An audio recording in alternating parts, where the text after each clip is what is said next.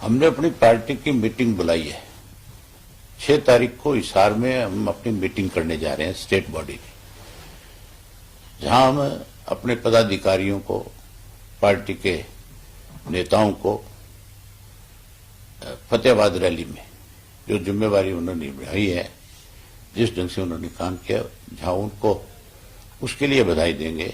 वहीं आदमपुर चुनाव में उनकी क्या जिम्मेवारी है उसके लिए भी हम 6 तारीख को तय कर लेंगे। और उसके बाद 8 तारीख से 12 तारीख तक 4 दिन मैं लगातार स्वयं हल्के में जाऊंगा और हल्के में जाकर के लोगों से मिल करके, बात करके, कार्यकर्ताओं से पूछ करके हम अपनी पार्टी का प्रत्याशी तय करेंगे। वहीं एक बात और लोगों से जरूर पूछूंगा कि इस उपचुनाव की जरूरत क्यों पड़ी, ये उपचुनाव किन परिस्थितियों में हो रहा है, ये परिस्थितियां किसने पैदा करी, इसके लिए कौन जिम्मेवार है।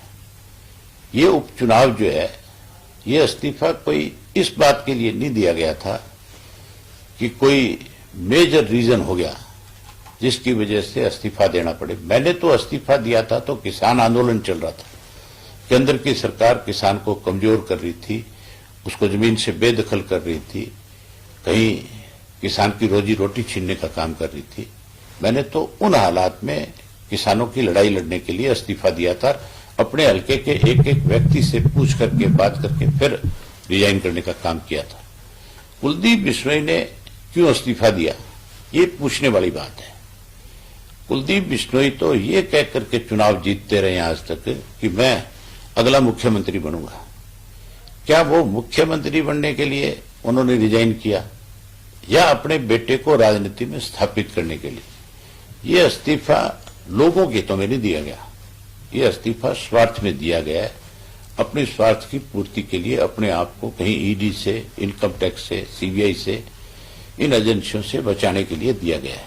तो आप ये मान के चलो कि लोग जो है हर हालत में, कोई मूर्ख नहीं है, लोग बहुत सोच समझ करके फैसला करेंगे। इन्होंने जहां लोकसभा में इनको बुरी तरह हराने का काम किया था, इस विधानसभा के चुनाव में भी, उपचुनाव में भी लोग इनको सबक देंगे। अब ये जब वोट मांगने जाएंगे तो क्या एजेंडा इनके पास, क्या कहेंगे?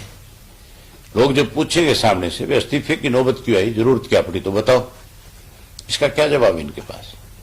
हर गांव में लोग ये सवाल करेंगे, पूछेंगे कि क्यों इस्तीफा दिया है। इंडियन नेशनल लोकदल की बात करें तो किन मुद्दों के साथ वो जनता के बीच में जाने का काम किया जाएगा? ये जो लुटेरों का गिरोह 3 साल से इस प्रदेश को लूट रहा है, जिसको आप गठबंधन की सरकार कहते हो, जो इन्होंने लूट मचाई है, जो जो इन्होंने घपले घोटाले किए लोगों के बीच में, वो सारे उजागर करेंगे।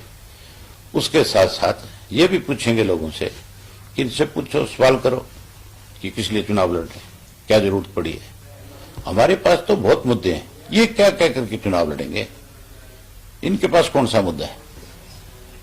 सर, दुष्यंत चौटाला कह रहे हैं कि दिग्विजय चौटाला कह रहे हैं कि दुष्यंत चौटाला को हरियाणा की जनता सीएम के तौर पर देखना चाहती है।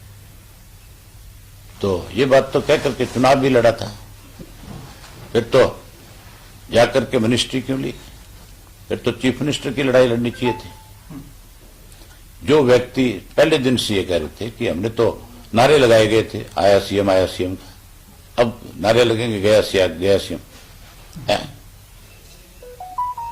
ये उसके कहने से चीफ मिनिस्टर कैसे बन जाएगा, जिनके पास 10 एमएलए हैं और जो ये कहते हैं कि हम ये गठबंधन का धर्म निभाएंगे। अगर मान लो कल को बीजेपी के साथ ये दोबारा चुनाव मैदान में भी आते हैं गठबंधन के साथ, तो फिर चीफ मिनिस्टर का कैंडिडेट कैसे हो जाएगा? बीजेपी इनको कितनी सीटें देगी? ये तो खाली सारा दिन लोगों के अंदर कैसे, तो कुछ तो बोलेंगे बेचारे, कुछ तो कहना ही पड़ेगा। अगले 2024 के चुनाव में हमें पूर्ण बहुमत दीजिए और उसके बाद जो है दुष्यंत, एक तरफ गठबंधन की बात करते हैं, एक तरफ पूर्ण बहुमत मांगते हैं। पूर्ण बहुमत तो तब मांगे आदमी जब अपनी लड़ाई लड़े, अपनी पार्टी पे लड़े। ये तो आज की तारीख के अंदर इनके पल्ले तो कुछ है ही नहीं। अब तो ये भी कहा दिग्विजय ने कि हमारे तो 10 एमएलए हैं, सरकार में हमारा 20% हिस्सा है, हमारे पल्ले ही कुछ नहीं है। जो ये कहते थे कि हम पता नहीं हरियाणा प्रदेश के युवाओं के लिए क्या कर देंगे, महिलाओं के लिए कर देंगे, जो कहते थे बूढ़ों की पेंशन बढ़ा देंगे, वो सब हम ये बात स्वीकार करते हैं कि हमारे पल्ले तो सरकार में कुछ है ही नहीं। तो रोज मतलब अपने बयान सोच समझ करके देनी चाहिए कि क्या बोल रहे हैं। हम तो चाहते हैं कि मुख्यमंत्री जिस प्रयास में लगे हैं उसमें कामयाब हो, लेकिन मुझे नहीं लगता कि वो ये सफारी जो उनका सपना है उसको पूरा कर सके। अगर दृढ़ शक्ति के साथ काम करे तो मुख्यमंत्री ने आज तक पता नहीं कितनी बातें कही है, उनमें से कितनी चीज आज तक सिरे चढ़ी है। चौधरी ओम प्रकाश चौटाला तो जो मुख्यमंत्री होते ठान लेते थे उसको हर हालत में पूरा करते थे। डिज्नीलैंड चौधरी ओम प्रकाश चौटाला ने अपने स्टेट से 2 बार विधानसभा का सत्र बुला करके बाकायदा तौर पे कानूनन रूप दे करके भेज दिया था। वो तो सेंटर के अंदर उस वक्त अडवाणी जी गृह मंत्री थे, उन्होंने उसमें रुकावट पैदा करने का काम किया था। हमारा तो मकसद था कि हरियाणा टैक्स फ्री सिटी बने, जिसमें ज्यादा से ज्यादा पैसा आए और लोगों को ज्यादा से ज्यादा विकास के काम हो सके, उसका फायदा मिल सके। लेकिन आज की सरकार ने तो बहुत सारे फैसले किए, बहुत सारे फैसले बदले। अब ये सफारी बनेगी या किसी की सवारी बनेगी ये तो मुझे पता नहीं है। नहीं, आपकी सरकार में तो चलो अडवाणी जी ने रोड़े अटकाए थे, हाँ। लेकिन इस सरकार में तो बीजेपी की सरकार केंद्र में भी है। नहीं, अगर ये चीज बना रहे हैं, अगर इसके लिए कोई विधानसभा में ये बिल भी लेकर के आए तो हम तो उसका समर्थन करेंगे। हम तो चाहते हैं कि हमारे प्रदेश के अंदर ज्यादा से ज्यादा टूरिस्ट आए। हमारे प्रदेश के अंदर मैं तो चाहता हूं कि आज भी हरियाणा में कसिनो बने, आज भी डिज्नीलैंड बने। गोवा में अगर कसिनो हो सकता है तो हरियाणा में क्यों नहीं हो सकता?